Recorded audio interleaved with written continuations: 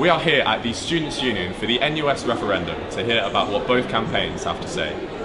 Representing the No to NUS campaign today are Nick Frost and Jeanette Now, while Students' Union President Rachel Holland and NUS Vice President Richard Brooks represent the Yes to NUS campaign.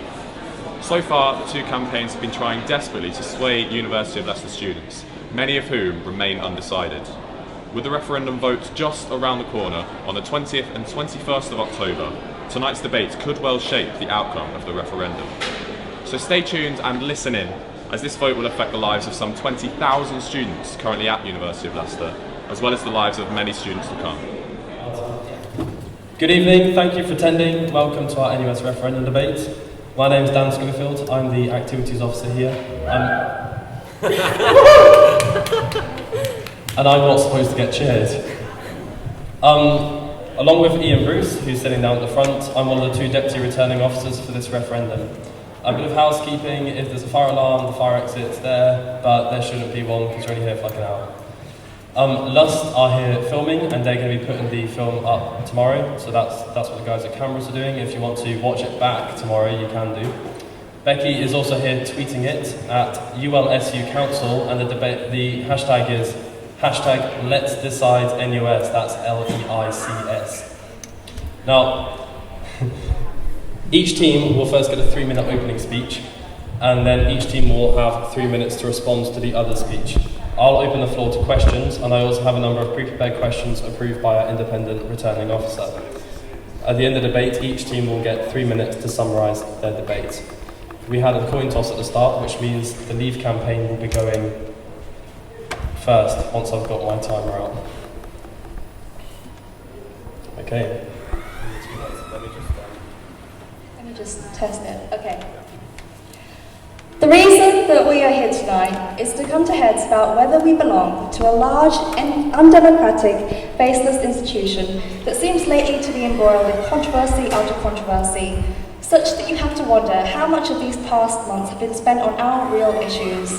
The cuts to our higher education, the cuts to our disability allowances, providing good deals on campus shops to cash-strapped students, and even something as basic as ensuring a space for differences in opinions.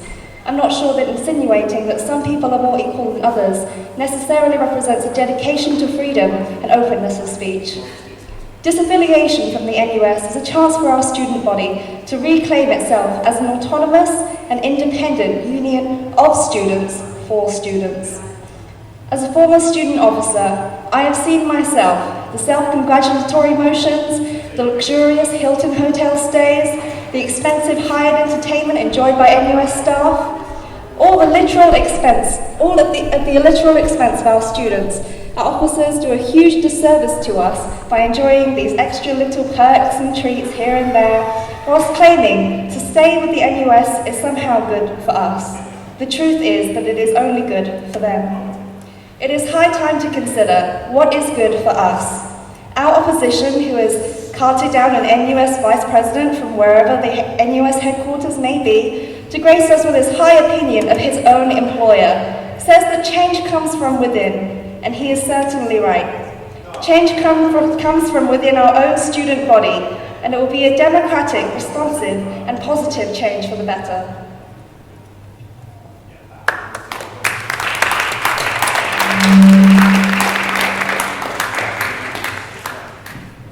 Okay, thank you, Jeanette. And over to Rachel, over to Rachel for the Remain campaign's opening speech. Hello, everyone.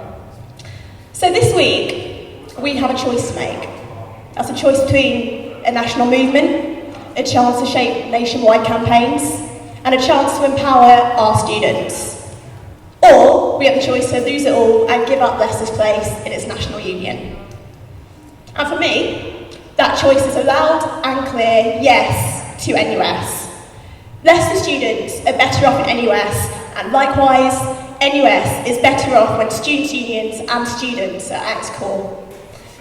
And it's now that a unified NUS is important to fight for the things that really matter to students. From the higher education bill that could see tuition fees skyrocket, to tackling the 147% increase in homophobic hate prime on campuses since the EU referendum, to good quality, fairly priced student housing, because the stereotype of students living in poor conditions is not a joke. It's a reality for hundreds of thousands of students living in Leicester and beyond. And these are the things that NUS is fighting on. The headlines might shout about controversy and internal politics, and these things do happen. But just talking about these undermines the actual successes NUS has brought to students across the UK and to students at Leicester. At Leicester, our students and our unions benefit from NUS membership. Financially, that means £5,000 of funding secured by NUS for voter registration campaigns, £20,000 of NUS extra card sales going back to the Students' Union, and £150,000 of grant funding from NUS to Leicester to run sustainability projects. And that's before we even start the non-financial gains. It was NUS research that allowed us to campaign on hidden course costs in 2013. It's NUS that championed zero tolerance policies in student union bars, and it's NUS that are supporting Leicester Students' Union while we go through a full review of how we function at the union in a great time for change and a very difficult time in the Students' Union, with HR, strategic and personal support for me as an officer to ensure that despite this, our union can still effectively represent Leicester students. Nobody on this panel is claiming that NUS is always perfect or everything it does ends with victory, because it doesn't. And any organisation of 600 students' unions and 7 million students is going to have a hard time representing the views and interests of every student. But quitters never win. And if we quit NUS, we'll never be able to make the change we want to see. Vote yes on Thursday and Friday, and help us make NUS better for Leicester.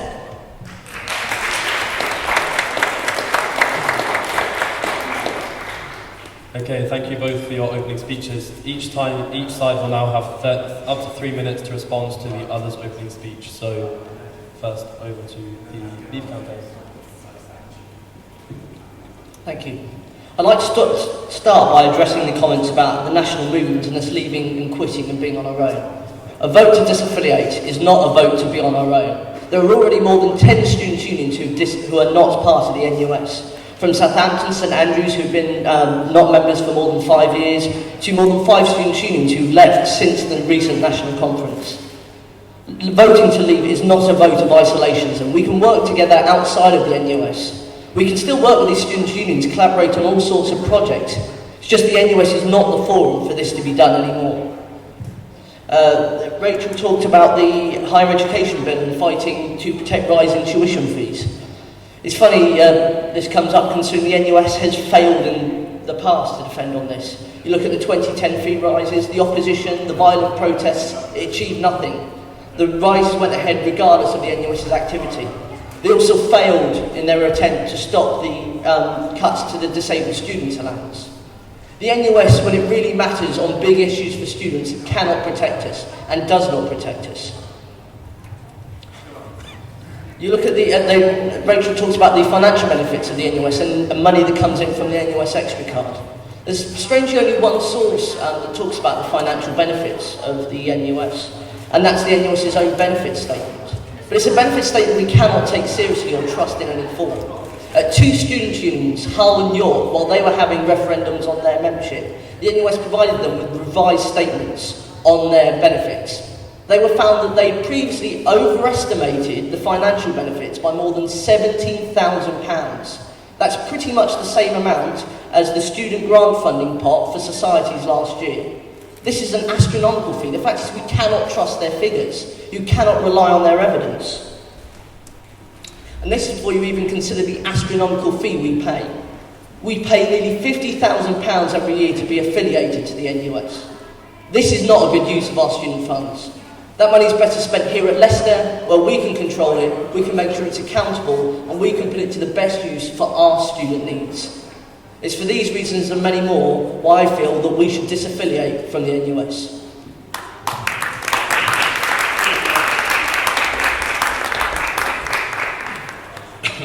Hi, my name's Richard. I'm the Vice President Union Development for NUS and the Faceless Ambassador that you talked about earlier. I have a face, it's covered with a fringe, but it is there.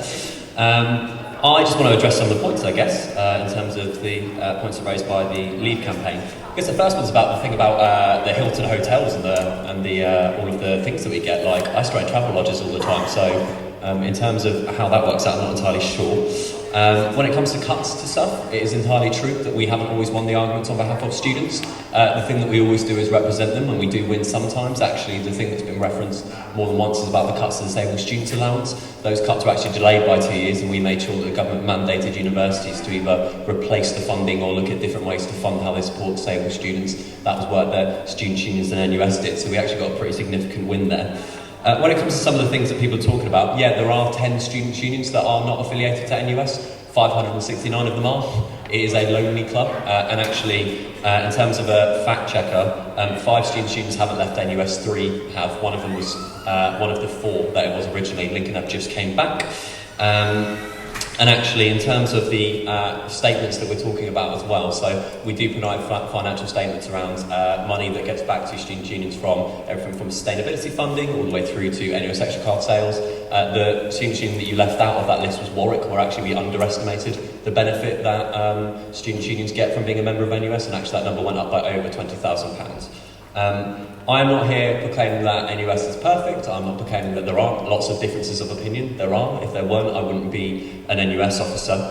Ultimately, it's an organisation that's had 94 years of campaigning on behalf of students and student unions. It's got some incredibly significant wins, whether or not their students not paying council tax, all the way through to the fact that your institution can't stop you from graduating now for library fines. Those are wins that NUS got. Your 16 to 25 rail card, NUS negotiated. The work on sexual harassment on campus, NUS led nationally. So we have a lot of significant wins. We've had innumerable positive benefits for students across the United Kingdom. There's stuff I'm really proud of, and what I'm looking forward to for the rest of the debate is to talk about how we can make sure that the stuff that people do raise, which a lot of which I do think are really genuine, legitimate concerns, and some of the reasons why I got involved in NUS for being a student in Hull, UK City of Culture 2017, is how we can work together to fix them, I guess. So yeah, I'm the face. Hi.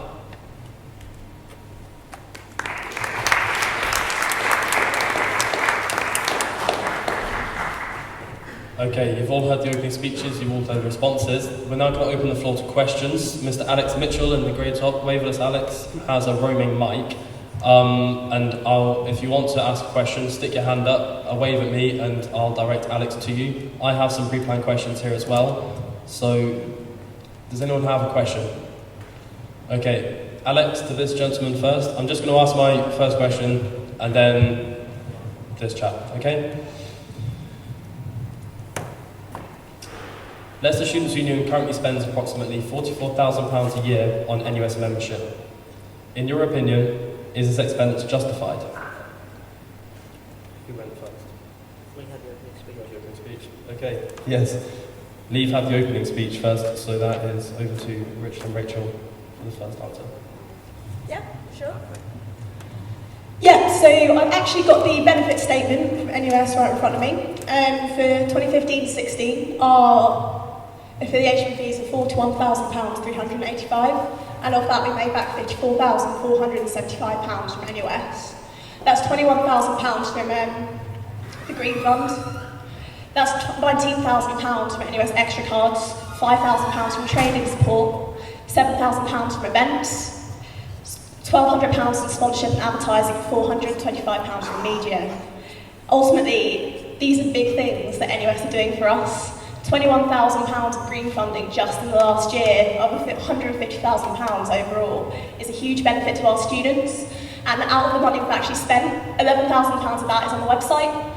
NUS has a huge team of staff working to make sure that we have our own website, and I've done the figures. To have a member of staff running a full website full time, it's £16,000, so actually saving £5,000 on the website.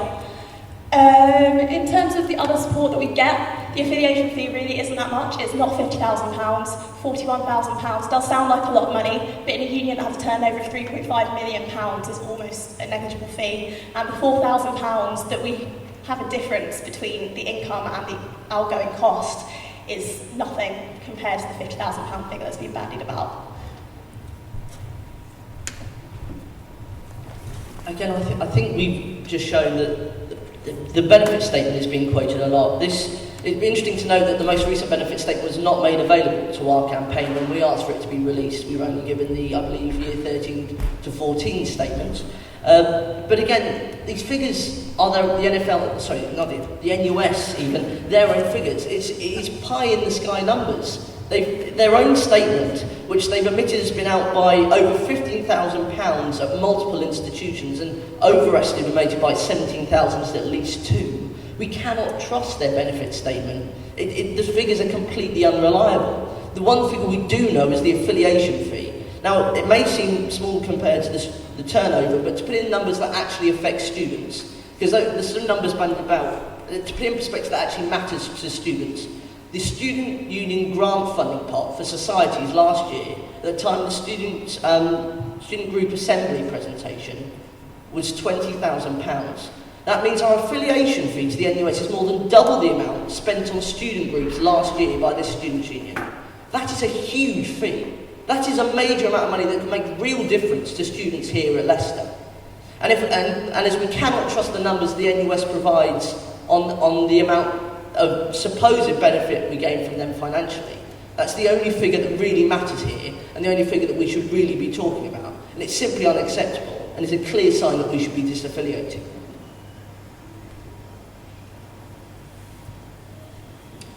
Okay, thank you both. I have a feeling that financial figures are going to be coming up throughout the rest of the debate, so I'd like to take the first question from the audience. Hi, this is for the Leave campaign.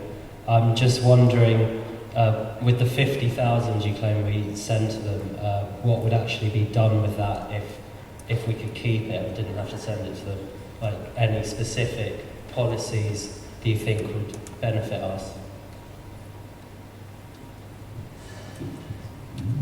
I mean, I'll be brutally honest, we cannot stand here and say this is what the money's going to be spent on. It's simple. There's no point in us standing here, putting it on the side of a bus, promising whatever we want to. We have to be honest, I cannot tell you how that money will be spent. But the fact is that it will come back to the Students' Union, and I'm sure that we would know where it would be going better than going into the NUS's funds. And I'm sure that we could be more accountable and do something positive with it here at Leicester. That's the best answer and the most honest answer I can give to you, and I think it still would make a real positive impact here at the Students' Union.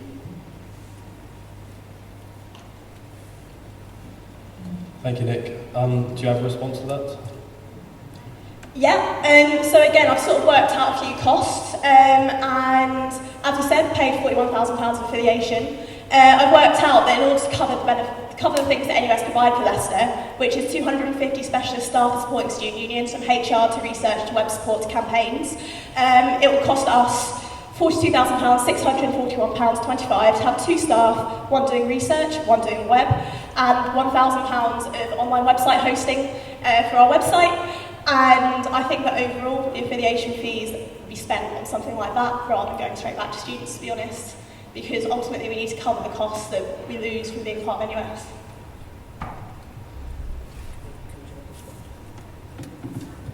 I think a good way to phrase this, Zane, would be to think about if we had £50,000 in our budget and it was the opposite way around, and we were saying, would we pay £50,000 of our own money to join this club?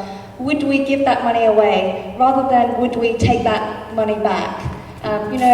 I think that when you're voting on Thursday and Friday, consider that question: would you give your 50,000, or would you, rather than thinking of it as taking it back, would you give it? Would you have given it if this was your choice to join the NUS? What the Leave campaign, I think, are maybe deliberately leaving out is the stuff that, when we talk about things that impact students, right, I'm aware that we're talking a lot around things that benefit the Students' Union and through them students, so it can feel a bit abstract, right? One of the things that NUS does, and you only have access to if your Students' Union is a member of NUS, is the NUS Extra Card. Has 180 different discounts on it. 60 of them are exclusive. You don't get them anywhere else, including places like uni days. That money, A, goes back into the Students' Union that Rachel was talking about earlier, over 20k. But also, if you are your Students' Union is not a member of NUS, US students don't get access to the NUS Extra Card. you will not be allowed to use it, you can't sign up to it. So that's one thing. The second thing is working through the purchasing consortium and things that we do around working with student unions to lower drinks prices, to lower food prices on campus. We negotiate on behalf of student unions, and even whether or not you are or not a member of the purchasing consortium as a student union, that lowers prices across the board for people. So things that are tangible are things like the NUS extra card, which we would not have access to things like the purchasing consortium, which negotiate lower prices for students on food and drink and alcohol. So actually, we're not just talking about abstract numbers, and I do think there is a net benefit to the Students' Union for being a member of NUS. All of that stuff that Rachel was talking about, you wouldn't have access to. But ultimately, if we're talking about tangible stuff, you lose out twice. It's a double loss, and I think we should. I think we should be clear about that. I think the debate's going to return to this again with finances, uni days, that kind of thing. We have a question at the back. If Alex could take that, please.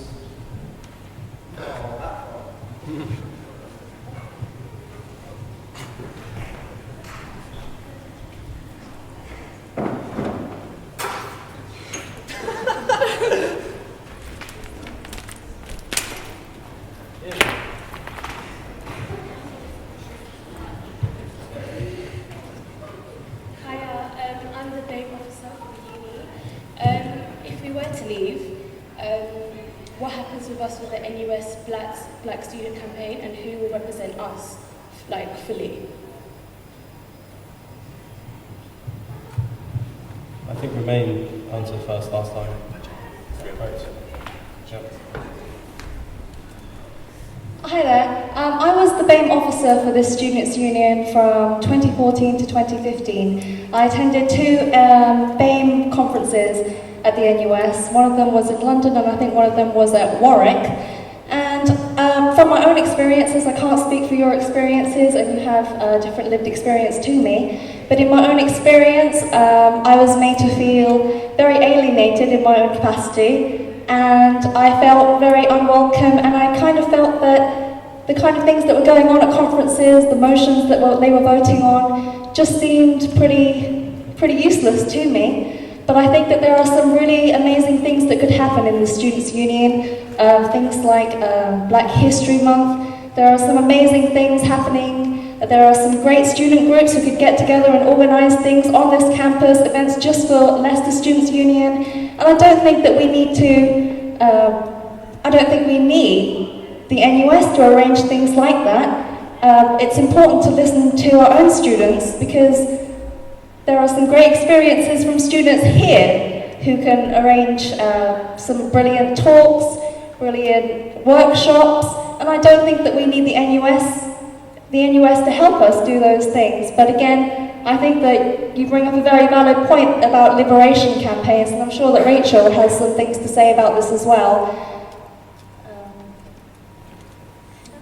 Did you have something else you wanted to say? Could we get a mic over there? Oh, shall I just say what she said? Yeah, can you go with the mic?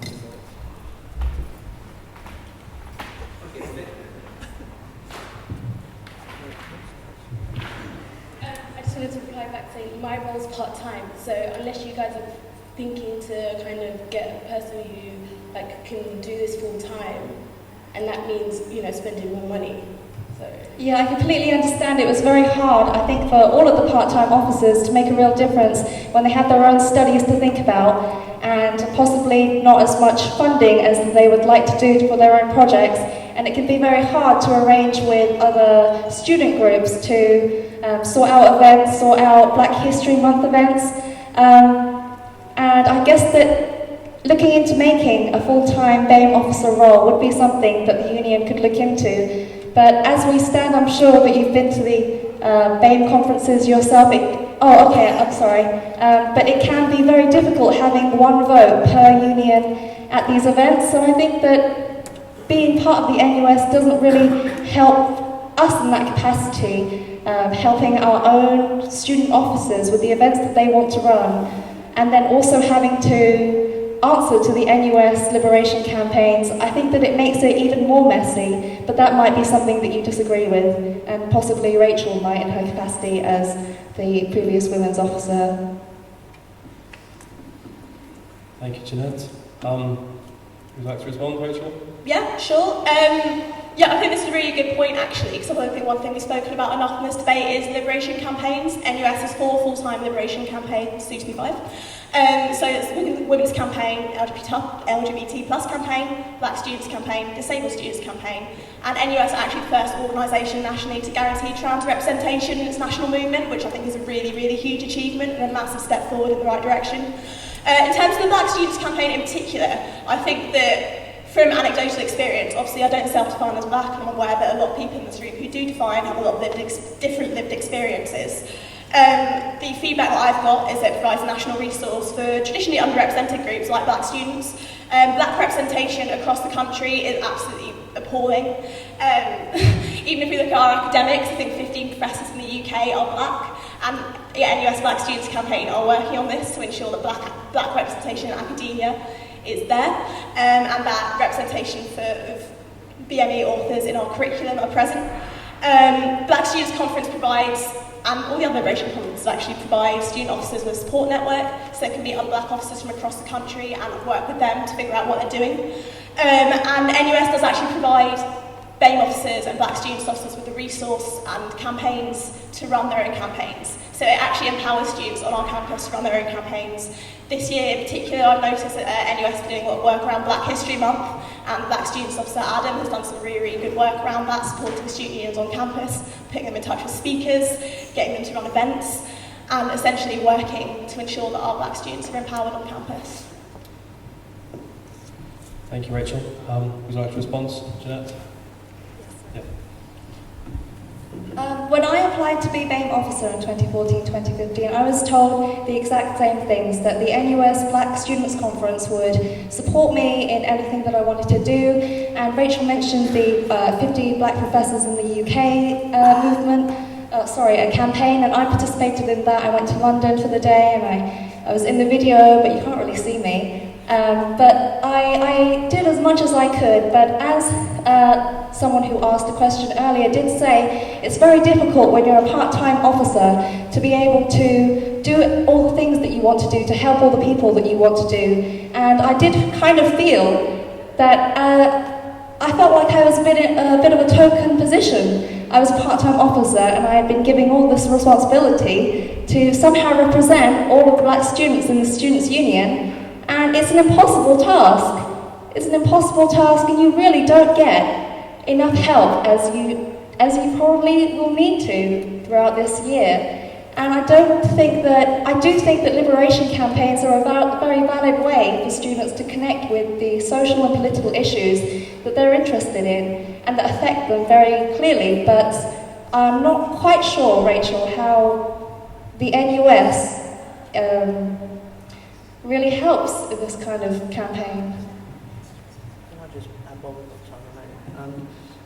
The only point I'd add is that, again, we've got part-time officers here, and I'm sure that if we believe that if there's some agreement across the board that we need to reform the liberation group's experience here at Leicester to make it a better representation, that's something we should do. But I think we've got to have faith in our students here to best represent our students here at Leicester. I think it's worth noting that both representatives of the disaffiliation campaign here are part of liberation groups. I can't speak for the other side, but the fact is that there isn't a monopoly on some liberation support for the NUS. We can do it at a student union level. I believe that we can have positive change through our students' unions if we support our liberation officers positively, even without the NUS. Good timing. Okay, right. I don't know who, I wasn't looking up, I was looking at my phone. Alex, do you know who had their hand up first? No.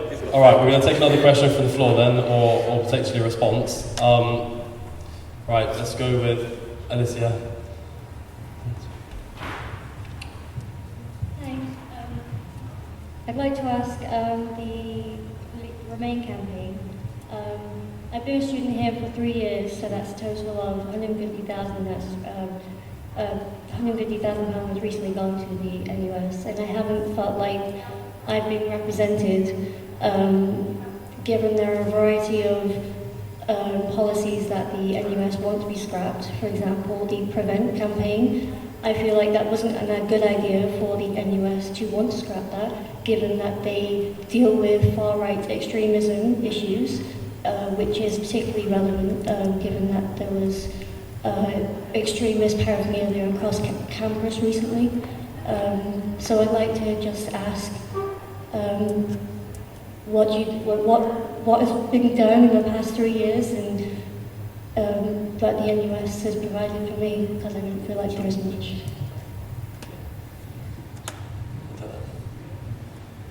Kind of waiting for you to nod at me, Dan. Sorry. Yeah, no, that's all right. Yeah, cool. Yeah, okay, no, fair enough. I think the first part of your question is around NUS presence on campus and like kind of how we work through student unions. So because of the way in which we're set up, we work through student unions a lot of the time. So a lot of our interaction will be with directly with like your elected leadership, and that might be through like liberation campaigns, that might be through your presidents and vice presidents, but that's tend to be where we lend support, and we often come to like events on campus if we're invited, but we do that as well.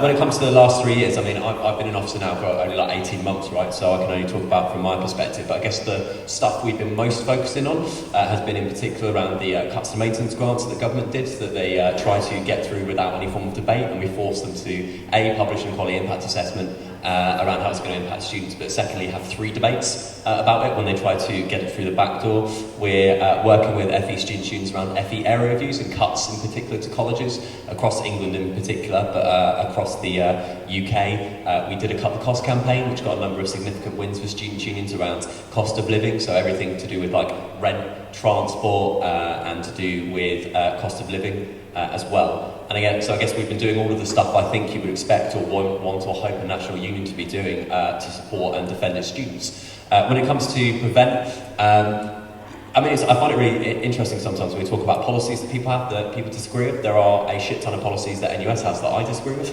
as an elected officer, because we work in a democracy in which sometimes I get outvoted. Now, as it happens, I think it's right that we are criticising the government's approach to prevent for a number of different reasons, mainly because I don't think it's helpful, it's not working. Sorry, is that 30 seconds? Yeah, sorry. But that was voted through at our national conference, where Leicester Students' Union and all other affiliated students' unions send delegates to vote on those things. So I think it sometimes is to do with the nature of our democracy, and that stuff is said, things are done, policies are passed that not everyone will agree with. That's the nature of democracy, obviously. And we try and work through that. So I guess that's some of the stuff we've been doing to support student unions and work on behalf of students. Hopefully that answers your question. Okay, I'm going to allow Leaf to respond, and then there was a hand down at the front, and then I see you on the left, and the iron as well, okay? So, Alex, after this response, who was the hand at the front? Yeah. So, Richard's just talked about the NUS's democracy, which is a bit of a funny one, really. The NUS's democracy is frankly a broken democracy. It doesn't engage well with students. It has a delegate system which, again, doesn't get the accountability and engagement it needs to. And the main consequence of that is a national president who received the votes of 372 out of the NUS's 7 million members. That works out to, if I'm not mistaken, 0.0053%. That's 4 times less likely than Leicester were to win the Premier League last year.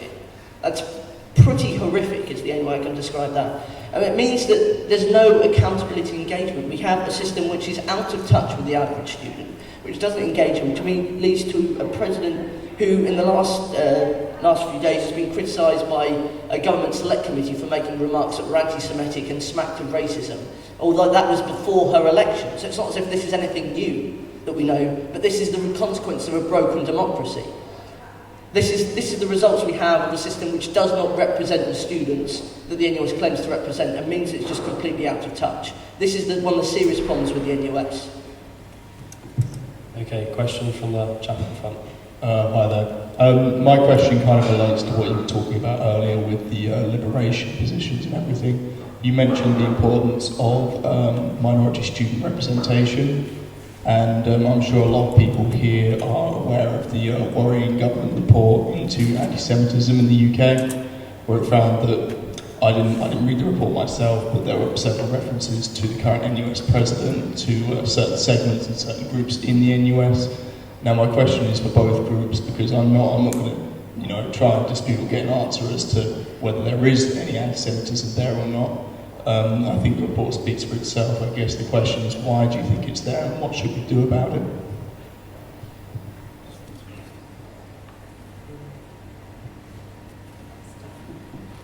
I have heard of this report from the government, and I've also seen the open letter that Rachel Holland and a lot of other student leaders have signed. And I know that just a few hours ago there was a response open letter, and they basically said that they didn't want to address what that open letter said. And I think that I don't really want to get into whether there's anti-Semitism in the NUS or whether it's just fighting against Zionism. I just find it very tedious that we're having this discussion at all. I don't think that this is a student issue to be talking about whether there's anti-Semitism and whether we should be talking about that or signing this open letter or that open letter. It doesn't matter to most of us. It does matter to a lot of Jewish students in our students' union, and I've spoken to some of them, and it does matter to a lot of Muslim students about the insinuations that this has. But I think that there are so many more student issues that we could be talking about, and I just don't think that this is representative of what the NUS should be doing. We should be addressing things that students need and want, and we don't want to get into petty arguments about what the NUS staff believe or don't believe in their private lives. I just would expand and go on a slightly different path to Jeanette, I have to admit. The open letter that she talks about, the response open letter that's been signed today, that has received 305 signatures, including 2 NUS vice presidents, and the Black Students Officer and the International Students Officer. It calls for a revised report and for an apology to those who've been talked to in the report. Comparison, the open letter that Rachel signed has got 82 signatures. This is the problem, that the anti-Semitism in the NUS is institutional. It's not just the president. It's a major problem, and it means it's out of touch with the views of the majority of students. Okay, over to Richard to respond. Thank you. So I think the first thing to say is that anti-Semitism is a problem, not just within the student movement but across wider society. You've seen that, and we've seen that across the spectrum in particular, not just anti-Semitism but other forms of racism post-Brexit. I think it's important to say that. I think it does matter to students. I think it matters to Jewish students. I think it matters to students of faith. And I am not a student of faith, but it matters to me because I think it says a lot about the sort of society we live in when we talk about how people feel and how safe they are. So I think it does matter. I think when it comes to how Jewish students feel in the movement is that I spent a long time over the last 18 months making sure that they feel represented, making sure they feel supported, and that there has been a number of public dialogues about it. So when we talk about NUS democracy, it is alive and well. We are debating and discussing these things. I happen to utterly disagree with the open letter that you were talking about, which talks about the revised report. I think that anti-Semitism is a problem within the movement, and I think it would be disrespectful not to acknowledge that. And I think that ultimately this is another argument for staying within NUS. You have a president of your students' union, as well as representatives from Leicester, who are happy and willing to engage with NUS to make sure it's a place where all students feel safe, where they all feel represented. And that's because you engage and are a part of NUS, and that change that I want to see and that lots of other people want to see, I don't think is going to happen if places like Leicester leave the National Union of Students. And I guess the final thing I would say is that that when it comes to student politics, is that, like I said, these are really serious issues. They are not the majority of what we spend our time on. We asked the question about what NUS has done over the last 3 years. They are on things that people would want us to do. They are positive, proactive campaigns around housing, around funding, around cost of living, and that we are trying to address other issues as well. You want to jump in? Yeah, I'll just add a couple more points. Obviously, anti-Semitism is a huge problem in NUS. A task force has been set up within the movement working on anti-Semitism, and the Union of Jewish Students have publicly called student unions to remain, and I think we should be listening to the needs of Jewish students. Okay. Oh. I feel like these need some responses. So. Again, I think this remaining in the NUS to tackle the problem of anti-Semitism. The problem is that it's very ingrained. This isn't a new problem.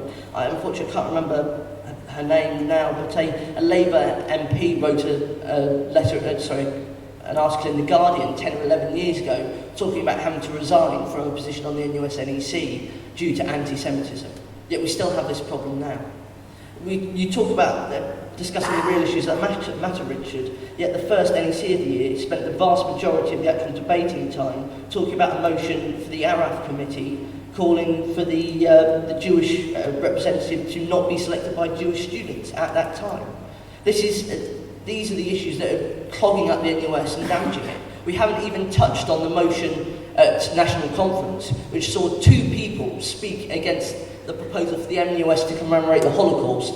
Both received applause. That does not represent me. That does not represent the majority of students here at Leicester.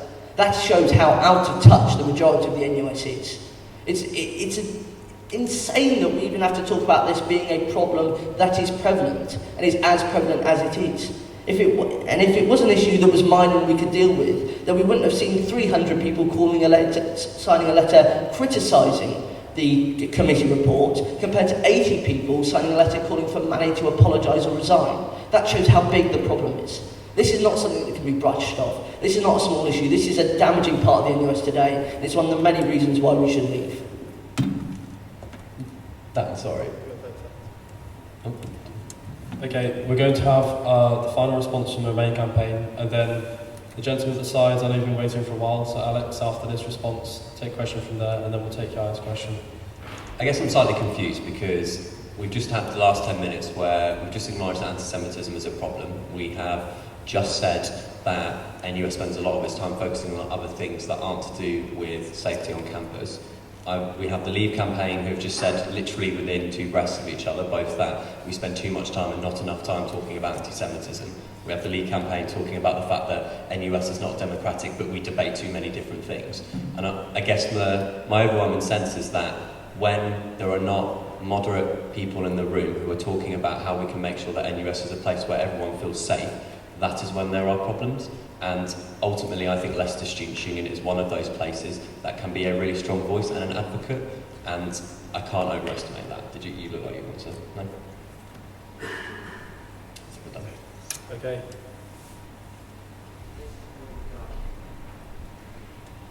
Yeah, this is the point regarding the low percentage of NUS members that voted for the NUS president and the idea that that's a sign of a broken democracy. This is the Leave campaign.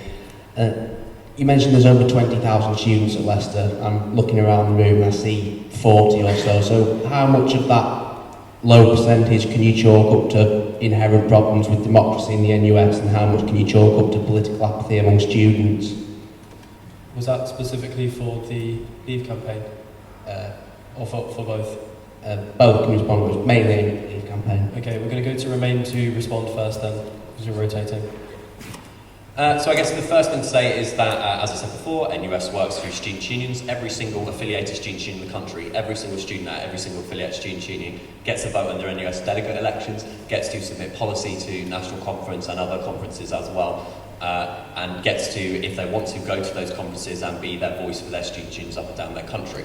So there is the opportunity to engage. There are two things that I would say. One is that I think there's a very good point about how, in terms of how we engage with students around politics and democracy. Ultimately, when we talk about problems, I don't think they are just to NUS across the political spectrum, across any form of engagement. Young people, particularly students, tend to not be engaged for a number of different reasons. Those are problems NUS have been actively trying to solve, and that's why we got nearly £500,000 from the government in the run to general election to support student unions in voter registration and election campaigns. We are actively trying to deal with that issue. I guess the third and final thing I'd say is that when it comes to NUS's democracy, no one is here saying it is perfect. I was elected on a mandate to bring democratic reform to NUS. That is happening. In the next 7 days, we will be posting stuff out to every single student union and hopefully to all of their members, a consultation document of what would you like to see from NUS's democracy. Those are things, again, you get to do if you engage with NUS. At National Conference 2017, we'll be bringing a new model of democracy to National Conference. the people who vote that up or down, whether or not that passes or falls, will be the elected representatives of students' unions. NUS don't get a carte blanche on that. National Conference and NUS are just a confederation of students' unions. If you want to change NUS, if you want to make it more democratic, if you want to make it more representative, the only way that you've ever been able to do that, and the only way you've ever been able to make change, is by engaging with it and changing from within. That's what I wanted to do when I was a student at home, and that's why I do what I do now. And I implore the rest of you in Leicester to take on that advice, vote yes to NUS, and let's get on with doing the things that we want to do. Okay, thank you, Richard. We're going to hear Leave Campaign's answer now, and then Alex, the question of we're sorted. Okay, there you go, Leave. So, first, a response to the question. I think firstly, I think the number of people we've got in this room, whether we've got a problem with the democracy here at Leicester or not, I think that's not necessarily representative. We've got a number of student events early on in the term going on, and the fact that it's being recorded by a TV station, I think will affect that, knowing that it will be available afterwards for people to watch, maybe a reason why the numbers here aren't significant. But addressing democracy, Richard's talked about reforming democracy. The thing is, it's not a new claim, and it's not a new promise within the NUS. The last 5 conferences have seen a motion table calling for a change to a one-member, one-vote system for the President and Vice President of the NUS, which would mean every student here and every student at Leicester and every student around the country would have a vote in the say for those positions at the top of the NUS. It's failed to pass every time. Now that shows a resistance to reform. I don't see how, in the current delegate system and on the current system, those at the top are going to support significant change like that is needed. It's worth noting that I believe our SU President here, Rachel, did oppose one vote when it was tabled at the most recent conference. I believe you tweeted about that. So the change that needs to happen, there is not the support for. And that's the fact, is that it's a broken democracy that has shown that they cannot change and improve themselves. And that's why we feel that we're better off using our own democratic structures and working here at the University of Leicester.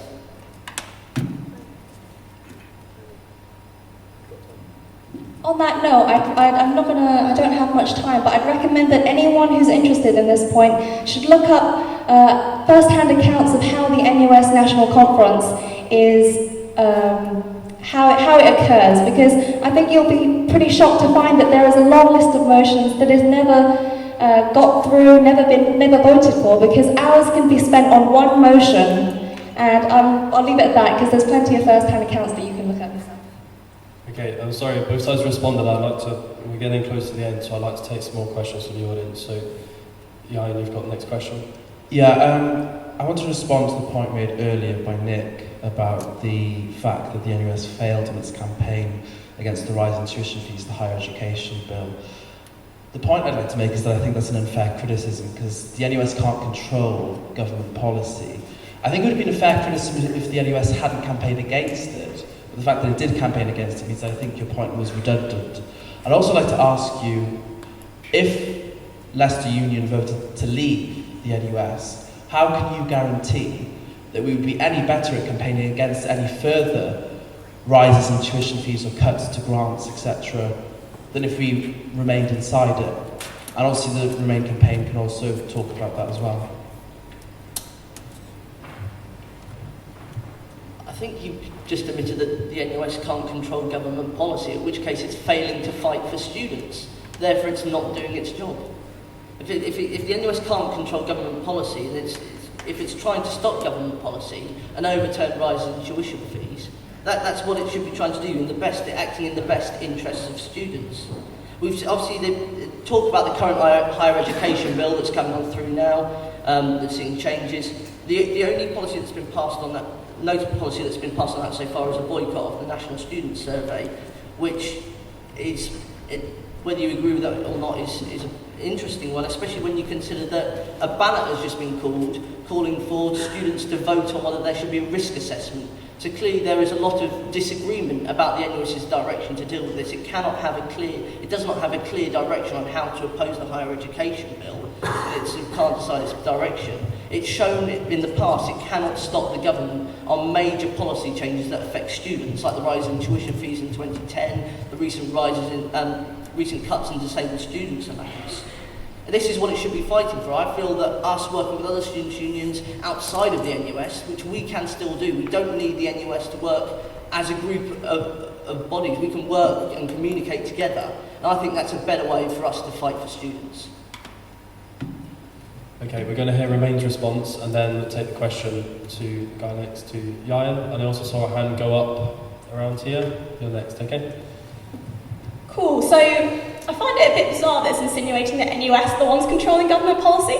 Like, NUS don't elect MPs, the public elect MPs, students elect MPs, and regular people like you and me elect MPs, who then vote on policy. NUS lobbies MPs, NUS provides students and student unions with the facilities to lobby MPs, and currently, if you don't like the way your MP voted on tuition fee rises, on disabled students allowance, on maintenance grant cuts, hold your MPs to accountable, not NUS. NUS have been doing everything they can to fight for these things, and the MPs are the ones who voted it through. I am not Theresa May. I mean, like, quote, the point I would make is that we have had a significant impact, as I've outlined over the last half an hour or so, as has Rachel, on significant pieces of government policy. Talk about the higher education bill. I'm sorry to say again, you're actually mistaken. We do have policy on this. It was passed at National Conference around holding the government to account. Actually, when the higher education bill came out, we've delayed the implementation of the link between Teaching Excellence Framework and tuition fees. We've made sure that you can still do freedom of information requests to universities, which is on the table to get rid of, which is really important for student media in particular. We have made sure that we are holding government to account. We are meeting Joe Johnson and other people regularly. We are impacting government policy every day. We don't win all the time, right? Again, it's democracy. You lose sometimes. But we're doing what we should do, which is representing students through their students' unions, winning where we can. And when we don't, we dust ourselves off and we go again. Okay, question there?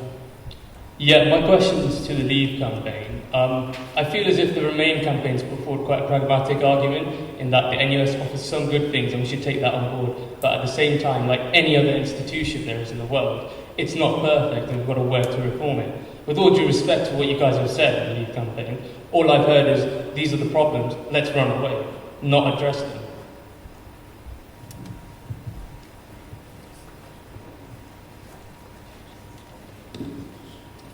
I don't think it's running away from fixable problem. It's the fact that these problems are beyond fixing. Again, I bring you back to the one member, one vote proposal that's been brought forward at the last 5 national conferences. That's a major way we can reform the NUS voting system to make it more accountable. If there really was an intent among those at the top of the NUS to bring forward real change, which would engage students on campuses across the country, which would mean that we can have a positive impact and actually have a more transparent democratic process, then that would have been passed by now, not failed 5 straight times. That's the problem, is reform is not achievable. The anti-Semitism reform, I come back to it, if it was possible to change the problems and deep-rooted problems of anti-Semitism in the NUS, then we wouldn't have 300 people signing a letter, criticising the recent report, to 82 people congratulating its findings and calling for Malia to apologise. It shows that there's ingrained problems that cannot. If I had confidence that we could change them, then I wouldn't be sitting on this side speaking to you as I am now. I honestly believe that the NUS is an institution broken beyond repair.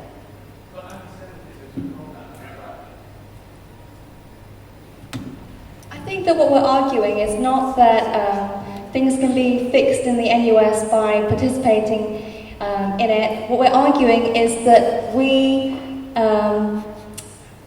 decide to not partake in the things that are going wrong in this institution by removing ourselves and starting from our own students' union.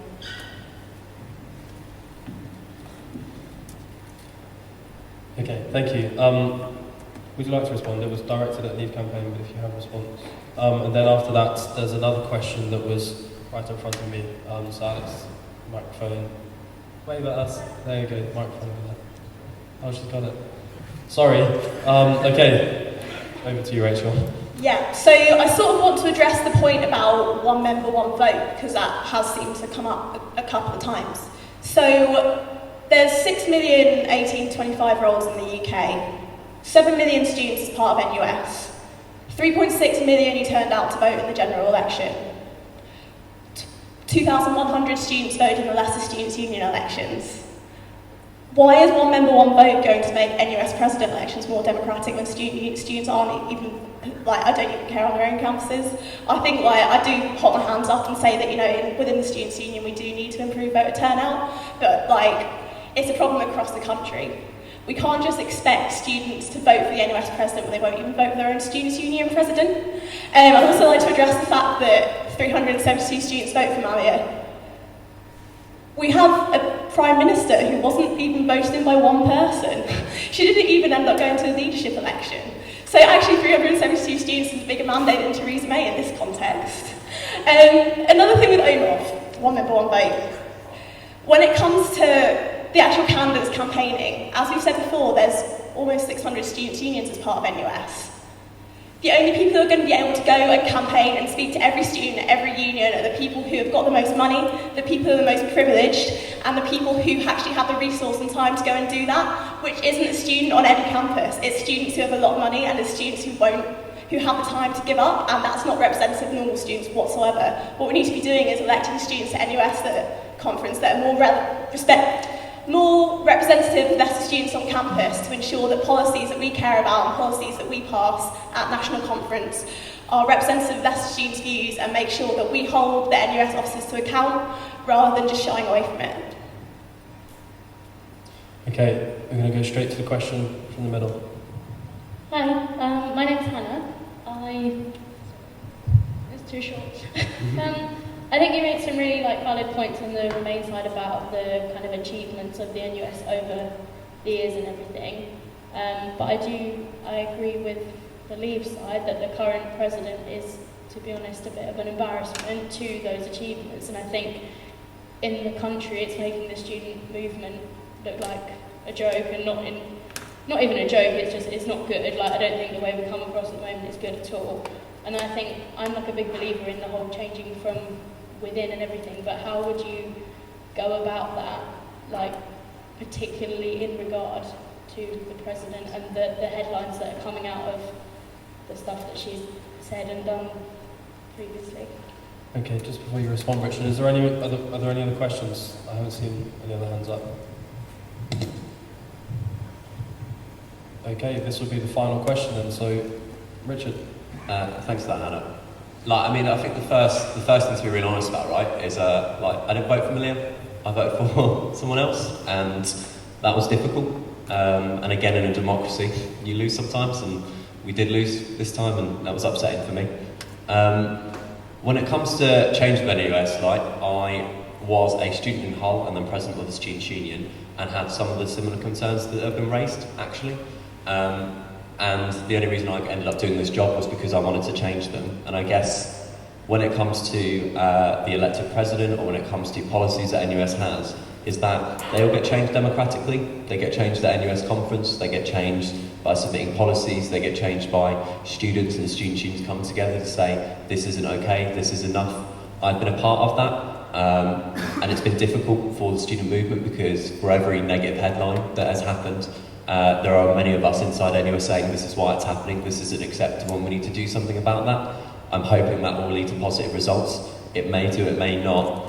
Ultimately, NUS officers get held to account for this stuff, actually, and I guess the thing I would ask everyone in this room to think about is that if you left NUS, you can't engage in any of those democracies, you can't make NUS what I think it is and should be, which is a really powerful voice for students in the room of government, a place that helps students' unions make students' lives better, and a place that saves students' money and makes students' unions money.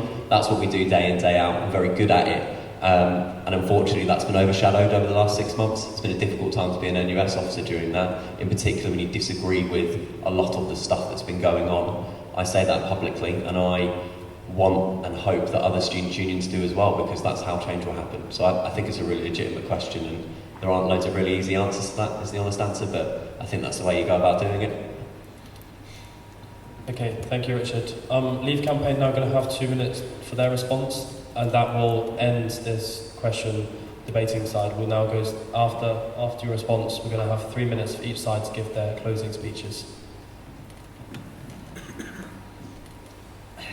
Let's appreciate that the positive thing I can say today is that we've found something that the Union of Jewish Students, internally the NUS, and a parliamentary select committee can agree on. Unfortunately, the only thing they can agree on is that the NUS president is anti-Semitic, and that these remarks were made before she became president.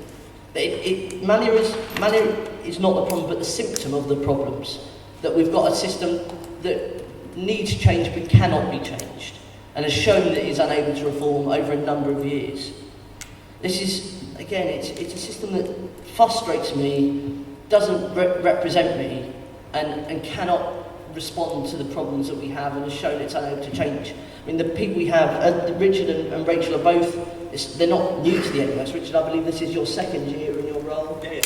And Rachel, this is your second year on the NEC. So it's not as if you haven't had the opportunity to enact changes in your positions already. These calls for reform have not popped up out of thin air in the last month. These are things that have needed happening for a while. So why have they not happened already? For me, it's because they cannot happen and that it's unable to reform.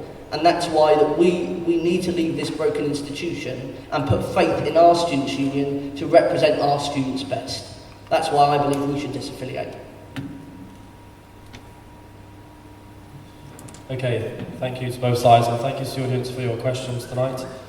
We flipped a coin at the start, which meant the Leave campaign got the first of the opening speeches, so the Remain campaign are going to have the first of the closing speeches.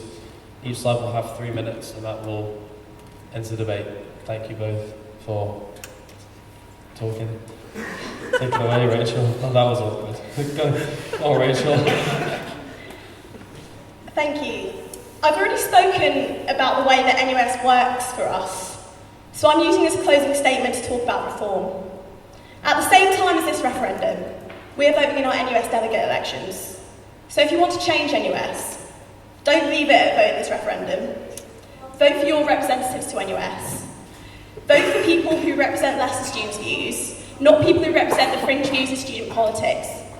NUS is currently going through a governance reform, as has been mentioned, and in November, Leicester students have the chance to feed into this.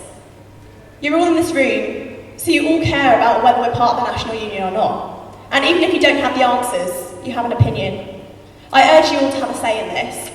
NUS is not beyond reform, and we should have a say in that debate, not walk away from it. Just last week, I attended a session with other student union officers from across the UK who are also committed to reform. So Leicester can stay in and work with these student unions, work with the 600 unions who want to stay part of NUS, and it will happen, and it will pass at National Conference 2017, touch wood.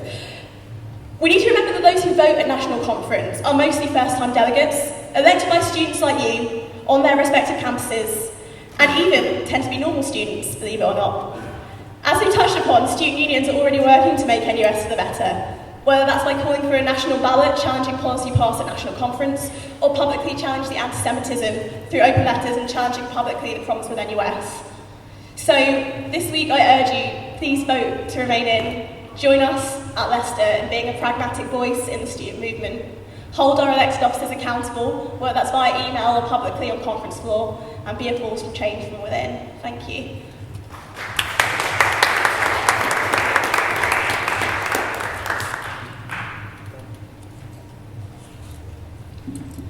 I want to start this closing statement by busting a myth that we didn't get to talk about earlier, the NUS extra card. Firstly, when we leave the NUS, it's not as if your NUS extra card instantly disappears. The NUS extra card, to own one, you can be any student in full or part-time education over 16. So if you have one now, you will still keep one, as it states in the terms and conditions. Yes, I've got to that level of campaigning for this.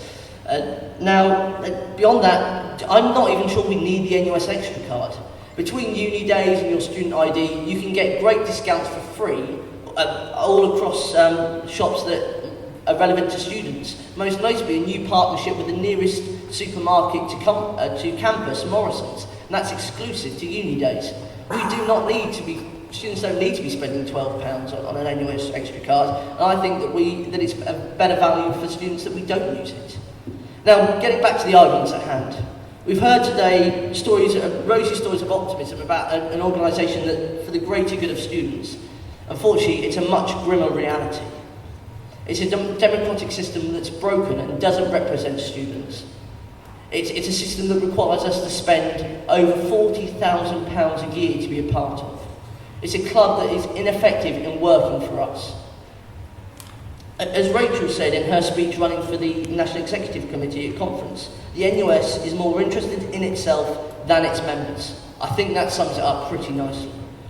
Voting to disaffiliate is a vote of confidence in your students' union. We can work for the better here, representing our students while still helping to campaign on a national stage alongside other students' unions. We will not be alone, but we will be for the better. And it's for those reasons that I urge you to vote to disaffiliate on Thursday and Friday. Thank you.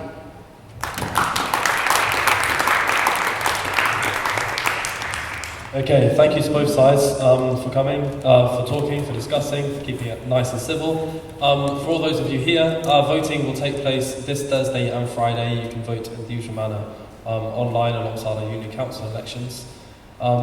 Ian, is there anything else to be added? 10 o'clock Thursday till 5 o'clock Friday. 10 o'clock Thursday till 5 o'clock Friday. You heard it here. Thank you all for coming. Lust have filmed this. Thank you, Lust. And it will be going up tomorrow. Apart from that, I look forward to seeing you at the voting booths on Thursday and Friday. Round of applause for Danny's chair.